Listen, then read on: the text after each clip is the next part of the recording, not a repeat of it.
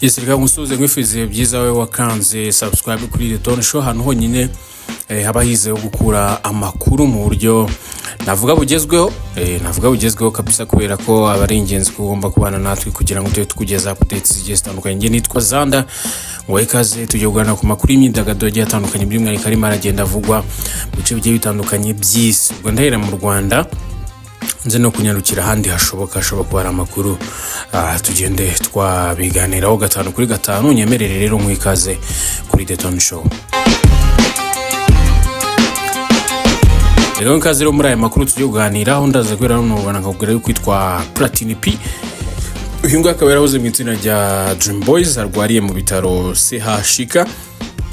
Rero kuva ku mugoroba ku itariki 7 Kamena cyangwa se kwezi kwa 6 witwa Neme Platini ari mu bitaro bya CHUK aho arwariye. Gusa umuyobozi wa Kina Music Ishimwe Clement akaba yavuze ko atarembye byo guca igikuba. Ibi Ishimwe Clement rero akaba yabigarutse mu kiganiro cyariye yajyanye n'umunyamakuru umwe hano mu Rwanda ubwo yarabajije niba koko uyu muhanzi arwaye bikomeye nkuko byari byatangiwe kuvugwa ku mbuga nkoranyambaga.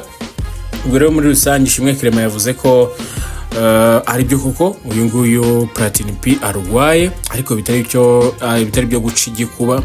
Akaba yanavuze ko yagiye kwa muganga ku itariki ya 7 kwezi kwa 6 ubwo ni ku munsi wo ku cyumweru birangira arayeyo ariko igihe cyari cyo cyose yata kuko ntabwo bikomeye cyane. Akaba ari byo uyu Ishimwe Clement akaba n'inshuti ya hafi ya Platini by'umwihariko uyu Platini akaba abarizwa no muri Kina Music muri rusange. Nubwo rero yirinze kugaruka ku burwayi bwa Platini, Ishimwe Clement yavuze ko uyu muhanzi aherutse gufatwa n'uburwayi agenda bukirenza kugeza ubwo bimugoye yisanga kwa muganga ndetse bituma arara mu bitaro bya CHUK.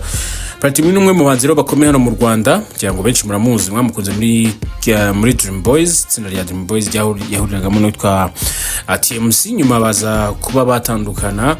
Platini atangiye umuziki ku giti cye hanyuma akaba yarakoze indirimbo zigiye zitandukanye zirimo 2009 JJ yakoranye na Davis D nakubwira Jileu n'izindi zigiye zitandukanye. Ariko nziko mu bantu kuri The Tone Show harimo n'abakoze indirimbo yise icupa kabisa kari indirimbo nziza cyane abantu benshi mwagiye mukunda cyane. Hanyuma n'ubundi nkiri mu Rwanda uyemerere mpindura ingingo kabisa nerekeze kwitwa Rangwida rero akaba ari umukecuru mwagiye mumenya mu makina mico. Uyu nguyu rero urupfu rwa Rangwida cyangwa se Dorosera Frida Wuso umaye nka Rangwida mu kina mico runana yasize icyo mu mitima ya benshi abamumenye ndetse n'abagiye bamukunda muri kina mico ndetse nabo bakoranye mu rugendo rw'ubuhanzi rwamaze imyaka myinshi. Mu gitondo rero cyo ku itariki ya 7 n'ubundi Kamena kwezi kwa 6 nimvuga Kamena ngira ngo tuba tujyana 5 kuri 5 akaba ari bwamenyekanye inkuru yitabaruka rye. Inkuru yemejwe n'urugaga rwa Urunana Development Communication ndetse n'ubuyobozi bw'umudugudu wa Itetero mu murenge wa Nyamirambo aho yaratuye. Edouard Bamporiki rero wahoze ari umunyamabanga leta muri Minisiteri y'Urubyiruko n'Iterambere ry'Ubuhanzi yanditse amagambo akomeye agaragaza uburemere bw'icyo gihombo ku bantu basangiye nawe urugendo rw'ubuhanzi. Akanyujije rero ku rukuta rwa X Bamporiki yavuze ko yahuriye na Rangwida mu rugendo rw'inganzo rugera kure rwabaye intandaro y'ubucuti n'imikoranire byamaze imyaka irenga 20. Rero akaba yagize ati urupfu we mamuyu twasangiye inganzo kuva 2002 muri Mashirika Inyarurembo wabaye mama muri rya kote rirerire long coat filme twazengurukanye igihugu dutanga ubutumwa. Inganzo yagizwe ingobyi wansanganije ingishwa ku rugerero abagenzi banze wansanganyije ingishywa ku rugerero abagenzi banze kugemura ruhuka waruhuye imbaga. Akaba ari amagambo rero ya Bamporiki Edouard yanyuje ku rukuta rwa X ubwo yashimiraga nyine urugendo bakoranye ariko anamwifuriza iruhuko ridashira. Aya magambo aragaragaza ishusho y'umubyeyi inshuti n'umuhanzi Rangwida yari we ko bakoranye cyane mu bitandukanye by'ubuhanzi n'ubukangurambaga byabereye hirya no hino mu gihugu mu bihe bigiye bitandukanye by'umwihariko ariko anabifashijwemo n'urugaga nakubwiye hejuru Urunana Development Communication. Nakubwiye ko yagaragaye by'igihe kirekire muri iri kina mico muri rusange. Hanyuma kandi yitabye Imana afite imyaka 34 y'amavuko asize abana 4 n'umurage ukomeye mu rugendo rw'ubuhanzi nyarwanda. Ngira ngo abantu benshi mwakunze Rangwida kabisa mu kinamico runana, by'umwihariko ikaba yatangiye gukina cyangwa se yinjiye mu bakinnyi b'ikinamico runana mu 2000. Nyango runana rwo rwatangiye kera mu myaka yo hambere, ariko akaba yarinjiyemo hano muri iyi kinamico runana mu 2000. Hanyuma kandi n'abandi bagiye batandukanye barimo Junior Rumaga yavuze ko Rangwida ari umwe mu bantu bagize uruhare rukomeye mu rugendo rwe rw'ubuhanzi, ndetse ko yanagaragaye mu gisigo cye kizwi nka Mawe. Yagize ati uratabaye uwo kwisungwa, arisanzuye yo kwicumba, inshuti y'umuneza irasinziriye. RIP Rangwida, hakomera inshuti n'umuryango. Hakomeza agira ati bamwe bari bamuzi nka Mawe, kandi nabyo yari byo, twahujwe n'Imana ndetse n'impano, kuva ubwo duhinduka umuryango. Mawe Nyirabagande Dorosera, umubyeyi benshi twakuze dukunda mu kinamico runana nka Rangwida aratabaye, mbuze umubyeyi mu bundi buryo. Ayo n'amagambo ya Junior Rumaga benshi mwamenye mu bisigo bigiye bitandukanye yagiye aririmba.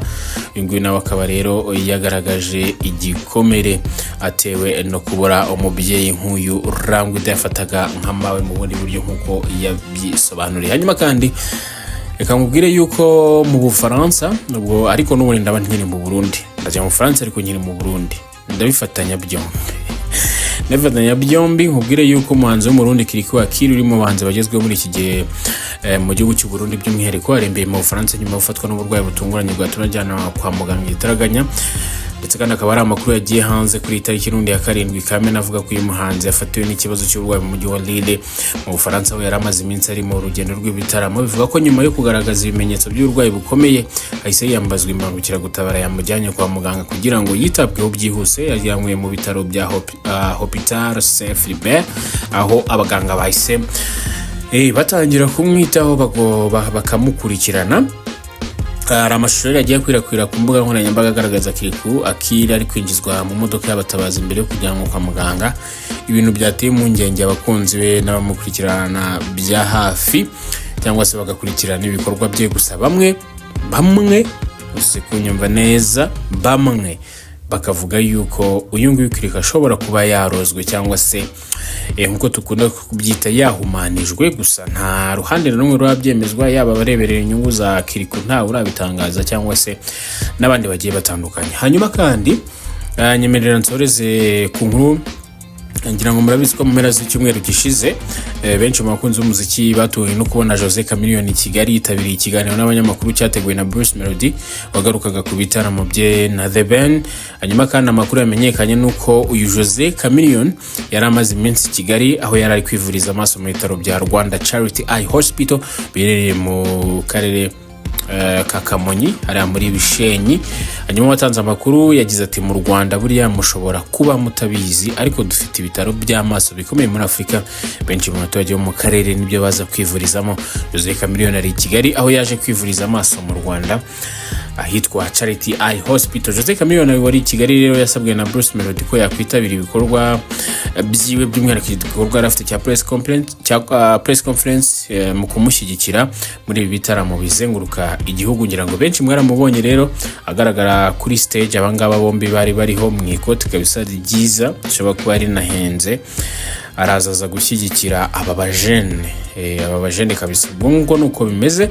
Mushimire ko kurikira kandi ukanakunda The Tony Show. Mushimire ko kandi subscribe. Biganiro byacu nakagaruka ndetse na updates zigiye zitandukanye. Gusa mu minsi ya vuba tuzajya tuzana n'ubusesenguzi bugezweho kabisa. Mu minsi ya vuba kabisa bitarenze mu mezi angahe tuzabera uko tuzajya tuzana aya makuru yose abagenda acicikana tukayasesengura. Why not? Tugomba kujya tubahereza updates zigezweho, ariko nanone n'ubusesenguzi tukagenda tubazanira 5 kuri 5. Mushimire cyane wakoze kubana natwe, wakoze kudukurikira kuva ku ntangiriro kugeza ku musozi. Imana ikomeze kubarinda. Hasta la vista.